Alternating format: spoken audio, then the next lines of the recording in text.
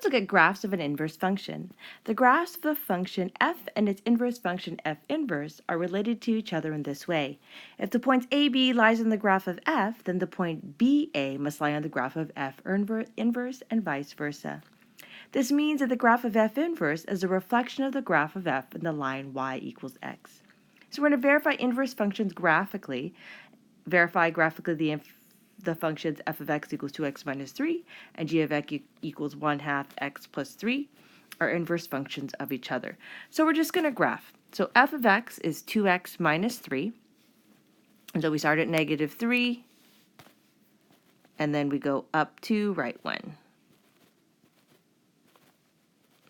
Okay, so that is our f of x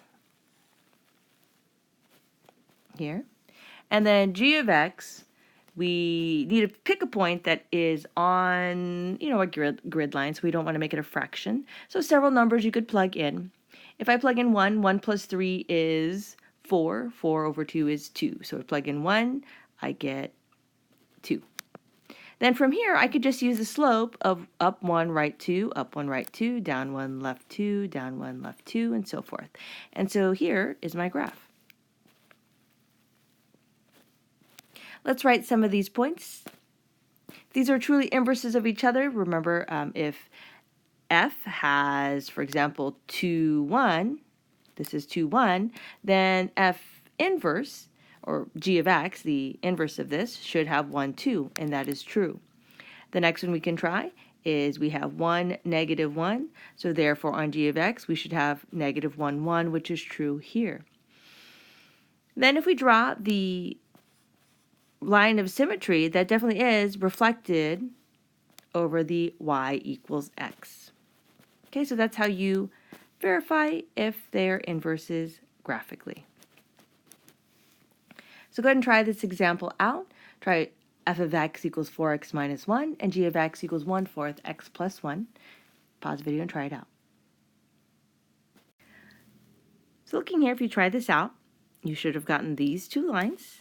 And you see that this is our f of x. I have 1, 3, 0, negative 1, and negative 1, negative 5. So I have 0, negative 1. I do have negative 1, 0.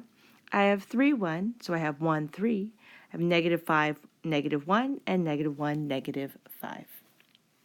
And again, those are reflected across the line of symmetry of y equals x. Very cool.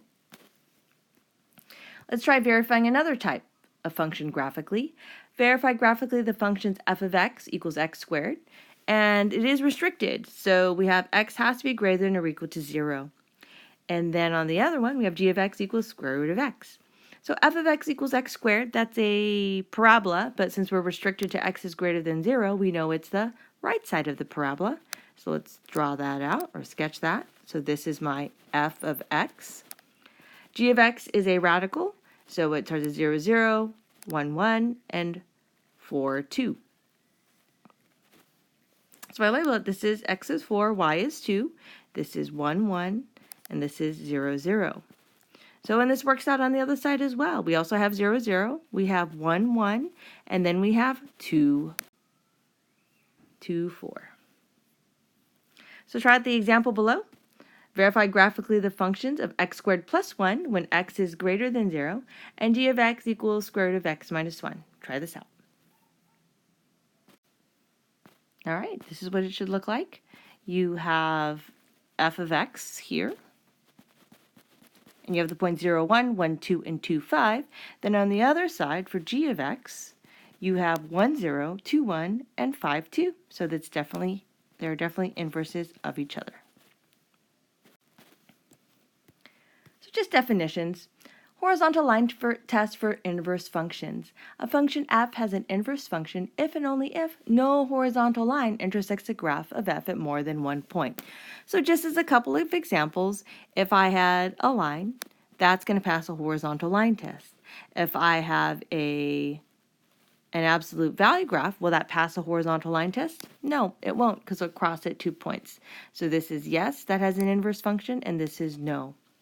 So one-to-one functions.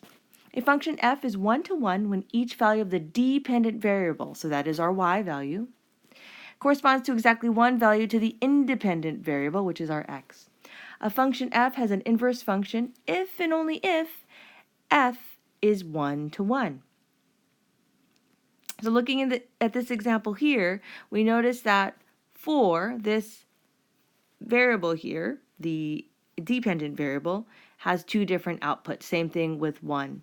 And you'll see that when you actually do the inverse and you flip it, that you have this. 4 is here. So this example is not 1 to 1, but you know this is x squared. That would not pass the vertical line test. We'd have to restrict it like we did with the other problem. So we're going to take a look at applying the horizontal test. Use a graph to determine whether the function has an inverse function. X cubed, we know how to graph those.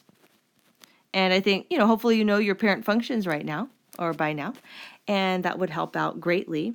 We know that this does pass a vertical line test, so yes, it has an inverse function. Then we have x squared minus 1, that is a parabola, and so we know that the graph will look like this, and we know that it will not pass the horizontal line test, so this does not have an inverse function, unless we restrict it. So you can go ahead and try these examples. Pause the video and try it out. So if you tried it out, letter A, yes, that will have an inverse function, and letter B, this is no. So just to review how to find an inverse function, we're going to use a horizontal line test to decide whether f has an inverse function. So hopefully you can see the picture in your head and you know that it works. In the equation for f of x, replace f of x with y. So when you take the f of x, replace it with y. Then what's next is you change the roles of x and y, and then solve for the y value. Once you do that, then you replace y with the f inverse of x in the new equation. And then last, you verify that f and f inverse are inverse functions of each other. So that's essentially what we did in this chapter. That's what we did in the very beginning, all the way in the front. And so I'm hoping this helps you out. Okay, this is exactly what we did for example 1. Thanks for watching.